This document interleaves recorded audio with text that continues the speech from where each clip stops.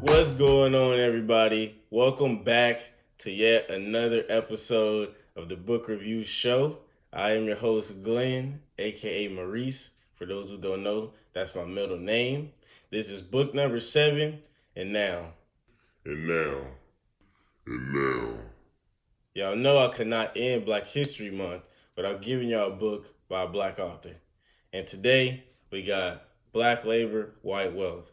Now, before those who may be triggered already, just bear with me. This is one of those books. Again, as I go into it, you'll understand the importance of it and why it's just necessary, especially, for my melanated shea butter babies out there. We need this in our life because, look, feel how you feel, but the realities of how our economy, has become what it has and is what it is just a reality. So it's better to understand and be able to objectively analyze what went on before and what is currently going on rather than just brush it under the rug or act like it didn't happen, because then that's just denial. And you individually and we as people get nowhere by doing that. There's beauty and positivity in everything, even our deepest, darkest, ugliest struggles. So it's nothing to be hung up over because there's always a solution. We always gonna rise. That's just how it is what it is. But without getting too deep and preachy, that is what books of this ilk and are important, and why, if no one else ever will or ever has, if you never have heard of this book, sorry, I'm just excited to get this book off. But if you never have heard of it, or you don't feel like anyone ever will, that's why I feel compelled to bring this to you. Especially my beautiful Black Americans. So now, as always, before we get into the book, get into the author a little bit, Dr. Claud Anderson, what he's about and who he is. He's a husband, father, author. He has a series of books. His biggest books are this book and Powernomics. That's his biggest book. That's actually like what his teachings about is group economics, Powernomics. But yeah, he's an educator. He's a president of Powernomics Corporation, who publishes his books and produces all the media that focus on the content that he teaches.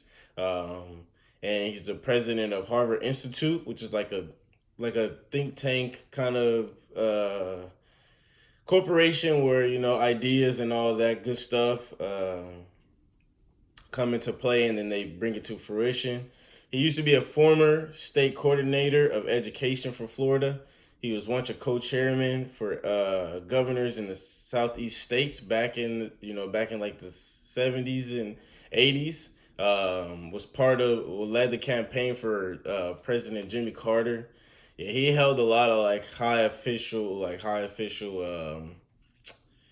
jobs and positions, and so that's what makes him qualified and why he is so informed. He was overseer of a lot of governmental businesses and all that good stuff. But yeah,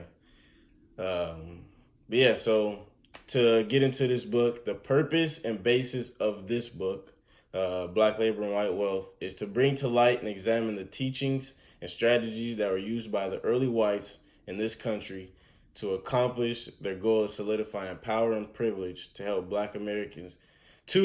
Black Americans understand these same tools and strategies, with hopes that once they know, they too can build Black empowerment and privilege in their communities and in the country. The purpose of this book is not to criticize any group of people, but to analyze history and propose reasonable solutions for Black Americans and other groups as well. Everyone can learn from it. But mainly for Black Americans, so that they can get themselves out of being the disenfranchised. And now before I go into the highlights and takeaways, this is another one of them books where the whole book is like a highlight. Like the whole thing. There's a bunch of takeaways. I'm gonna just go into some of mine, some of the ones like some of the main ones that I felt like were important that I want to get out. But yeah, the whole thing. I would like. He's got like tables. He breaks down stuff like. If you look at my book, it's like it looked like a coloring book. Highlights everywhere, notes everywhere. Yeah, because it's just one of them books, and you just take so much away. Because then one thing leads to another. Um, but yeah, without babbling on, let me get into some of my takeaways of the book and what I just kind of felt was important for the reader. If you never read the book, what I just felt like it's important for you to know about the book. So the first takeaway is it jumps right into it, and I feel like I'm on a roll with finding with books because I think my last two books like the books jump right into it.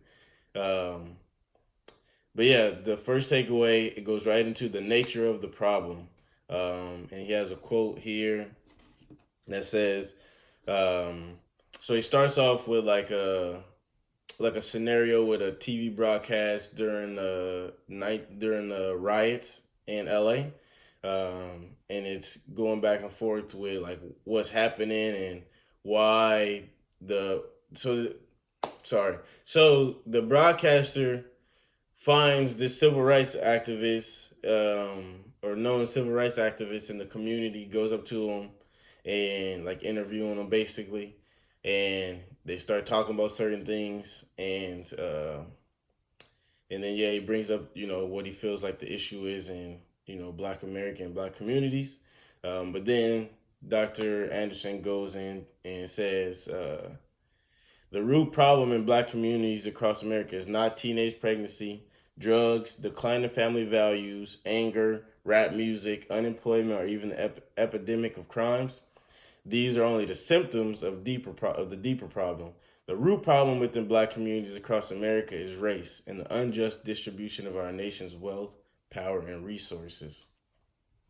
Yeah, and then he just goes on and discusses like some of the things and the nature of them, uh, the nature of the problem in that chapter.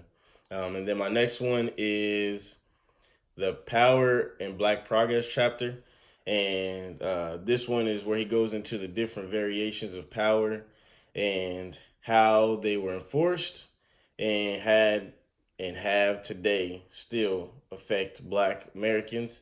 There's a quote in there that says, "It must be clarified that the possession of power does not guarantee wealth, nor does wealth always guarantee power, but contrarily, the lack of power can guarantee poverty, and poverty can always guarantee powerlessness." And he says, controlling resources, maintaining a strong sense of community, and good organizational planning can produce both power and wealth. And then there's another quote I like. It says, the decision to organize and plan is the first step into, becoming powerful and, um, spreading that empowerment. And then there's the impediments to empowerment and economic justice chapter that is a highlight for me. That's the third one. And this chapter, it goes and explains the social and economic roadblocks to Black empowerment, which include certain behavior patterns and ideological beliefs that diffuse and weaken Blacks' sense of identity, direction, and unity. Um, yeah, that one's really good. It just goes into a bunch of different things, and yeah, you just realize like it's like little things when you read it, you're like, wow, like it is those little things that you see those things. So then that was the third one, and then the fourth one is the national public policy on Black people. Where this one he discusses the national public policy that has guided institutions in a manipulative use of Blacks, along with the conditioning and support systems for controlling and keeping Blacks at the bottom of the totem pole. Um, yeah, that's interesting because you realize you see like he goes in particular policies and laws that they emplaced during like in the early days, and even like some to this, like he goes into some of the more recent ones, but like literal policies and laws that basically label us as like trash, basically. Um, and then that's the fourth one. So then the fifth one is becoming. So this is when it starts to get into like if you're already kind of feeling like, dang, it's just kind of, it's just kind of like daunting, or pessimistic. What I like is the fifth one. So he goes into becoming politically and economically competitive. This is in this chapter, this is in one of the later chapters towards the end of the book. He discusses strategic and practical actions Black Americans can and will need to take to achieve community cohesiveness, change social and psychological behavior patterns, and develop leadership that will assist in turning Black America into a competitive group and yourself. But I'm just going to go into a few of the recommendations that he goes into. Um, let's see. One of them is self sufficiency by mastering principles of capitalism and group economics. Two is vertical integration of industries and businesses. Nipsey Hussle, rest in peace, always talked about being vertically integrated. So, yeah, as you see, another pointer is this book was published in '94. Like this, when the book first came out, it was published in '94. So you see some like now in 2020, some people are applying this, but anyways, the book isn't about individually; it's about a group thing. So, but yeah, then the third recommendation is seeking business relationships with various independent African countries and countrymen and women to secure competitive control of resources. Um, Fourth one is accept that nobody owes you or your people a job or full employment, and you must take that burden and initiative upon yourself to provide employment for your people and others. And then the fifth recommendation is recapture the sense of national Black community that was present before the 1960s protest period. Um, yeah, and I think that was important because a lot of people, yeah, I think this is important. Yeah. And then the sixth recommendation is unify and form a critical mass that politicians cannot dismiss and must reward. And yeah, that's another big one. Because when you divide it and conquer, they can treat you individually or treat you as one section.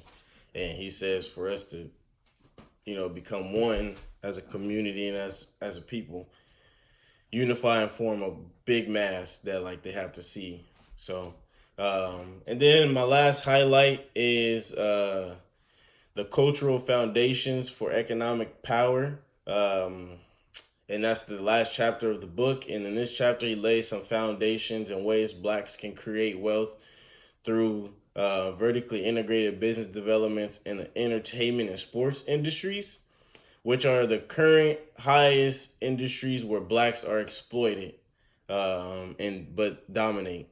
And he explains how in there with the vertically integrated economic chain where Blacks own their art, raw materials, processing and manufacturing, distribution, marketing, and selling of their art or athletic ability. This can contribute employment opportunities, new businesses, an improved tax base, new businesses, uh, what else? Economic independence, which is all provided for and within the community, which will elevate and open the entrepreneurial and investment opportunities for Blacks and many other industries. Yeah. So yeah, that is Black Labor, White Wealth by Dr. Claud Anderson. Um, Again, thank you for everybody that made it all the way through. And, I hope you check this book out. This is one of those books, like I said, you want in your life, you need in your life, because it just breaks things down and you treat it, like I said, like it's one of those ones you can always go back to this and just kind of figure out things. And like you ever have questions, he's answering a lot of questions. Nipsey actually knew this guy and read one of his books. So you want to be up on what Nipsey was on, books like this. Um, but yeah, again, Black Labor, White Wealth. You can find this on Amazon. My cover page, like my cover page, fell off. I was actually gifted this by my grandpa, but you can find it on Amazon. I'm gonna post a link. You can find it on Barnes and Nobles. You can find it on his website. I'll post his website too, and there's also like some short documentaries. I'll post one of the short documentary, or like reviews to it, in the description below. But yeah, if you guys ever read this book or have already, if you read this book already, let me know. Like we gotta talk. But if you haven't and you're interested in the book, again, you can find it where I told you can find it. And when you do read it, let's talk, man, because this is important. We're in great times right now, economically. For us to come together, we see the growth of a lot of black businesses and people coming together. Again, this book was published in '94, so it's not a recent book. So like it doesn't have a lot of the recent accomplishments. But again, I like what he says in here is other books talk about individual progress. He's providing a group. A group. This book is about a group discussion about elevating the group as a whole. So yeah. Again, without me babbling on, I thank you guys for staying with me.